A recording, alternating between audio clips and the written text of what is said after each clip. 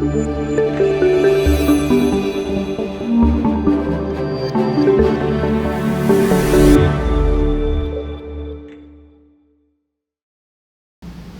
hello everybody. In this video we're going to be talking about these little guys right here. Now we call them T-cones, and I always thought that was slang in the plumbing world because they are this bright orange color and it resembles a traffic cone or road cone.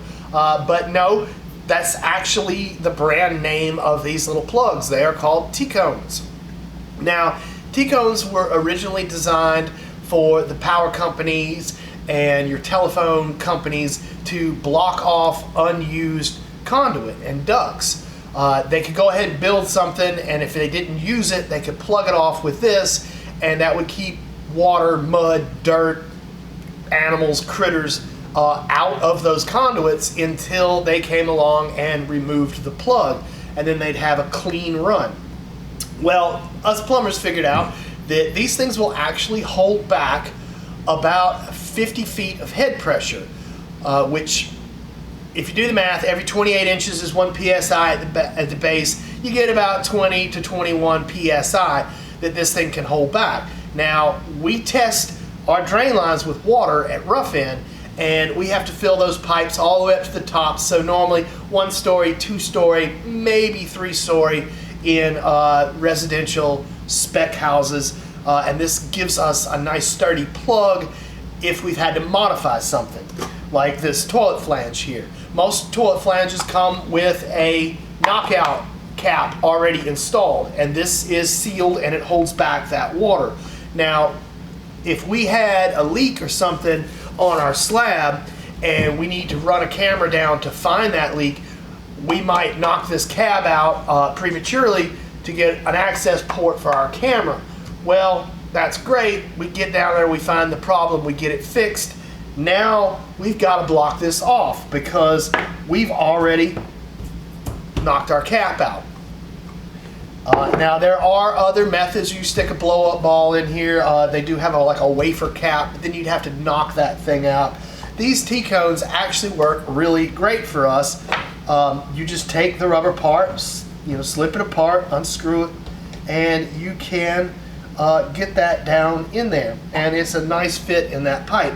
And if you look, this screw part of the plug is actually cylindrical. It's actually a cone.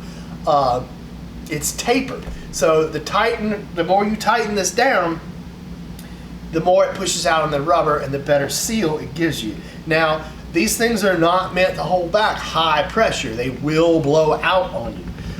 It kind of reminds me of a firm coat, but you get that in there. On this type of application, you can just use your channel locks and screw it down.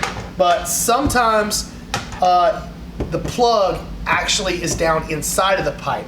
A lot of times on your shower, where we're using these little 2-inch plugs, the plug actually gets pushed down in the pipe so we can put our drain cover and stuff on that shower and then, of course, do our test. Well, if that's the case and it's down in the pipe, you're not going to be able to get your channel locks on it. And I have fought with some of these little guys before. One of my methods was to take a flathead screwdriver and bash it down in there to where you get a good grip, and you can kind of gradually just try to screw it out without stripping the whole thing out. That worked for me. But they do sell a tool for taking these caps out, and just fooling around looking at the thing, I said, you know what, I could probably make that. So I went to the hardware store and I picked up some of this sign metal that's got all the holes in it. It's just like what holds up a stop sign or something. They come in, cut links already. We'll go ahead and warn you, this one piece is about 30 bucks. And I had to get 2 of them because there's 2 different sizes that we use. And it goes right on this cap almost perfectly. You can buy the tool from your supply house, and I didn't even remember that. It was 20 bucks or something like that. But for 60 bucks, I was able to cut and weld and make about 7 of these. And they work great. Of course, you can make them any length if you buy the pipe that you want. Now, this would just go on top. Of course, you got your 2-inch and your 3-inch there. It go on top. Now, I put it in there with a plier, so it's pretty tight. So, find you a big, long Phillips head screwdriver, you can put it in the top there, and that'll give you all the leverage you need. So that's kind of it. Now when you take this guy out, and this bothers me, don't leave this rubber piece in here. I know these things get nasty sometimes, but you're going to want to get down on the side and go ahead and pull that rubber part back out. Not so bad on the 3-inch, but this is a toilet. You don't want to choke that toilet down. The showers are worse because it chokes that whole way down. But now let me show you how this is going to work on a shower.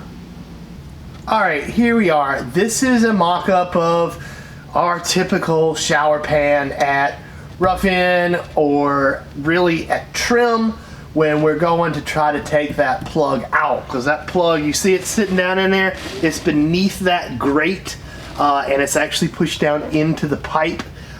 And there's a little bit of water here. Now, this water, I just poured this water in here with a cup. If you're on a job site and there's water in it like this, be careful, don't mess around with that, because it might be something really nasty. Now this shower pan of mine here is kind of dusty and dirty, but it's just dirt, and that's just water. It's not anything really nasty. So first thing, you gotta get this drain off. Now this is a snap-in drain.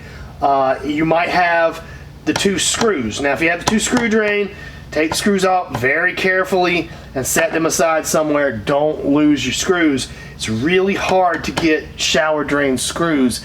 You have to buy the whole new shower drain cover. So let's go ahead and take that out. And remember, if you're on a job, this is probably going to be some nasty stuff that's been sitting around for weeks and weeks and weeks. And you don't want to be sticking your hands in it like this.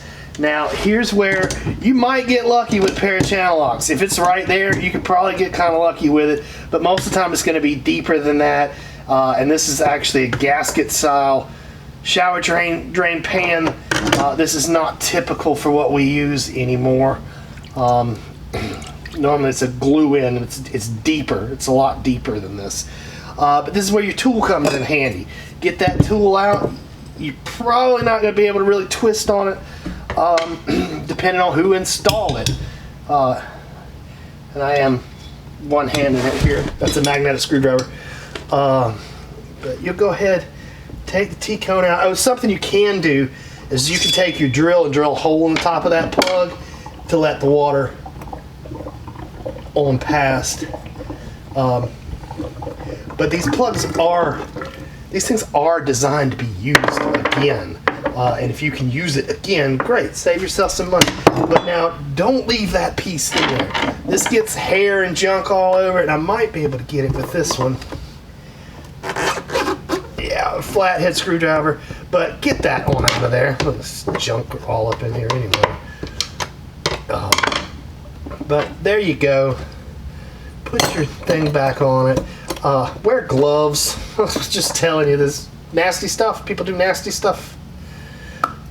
And then save your plug. As long as it's not tore up or anything, you can use it again. But I have destroyed bunches and bunches of these.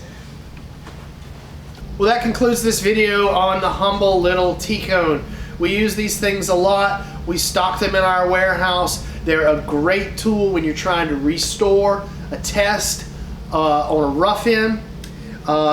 These aren't really super permanent plugs, but they are a good test plug, and they do hold up for a little while, and there's lots of applications for these that's not just in the wonderful world of plumbing. Thanks a lot, everybody, for watching my video. We got more to come.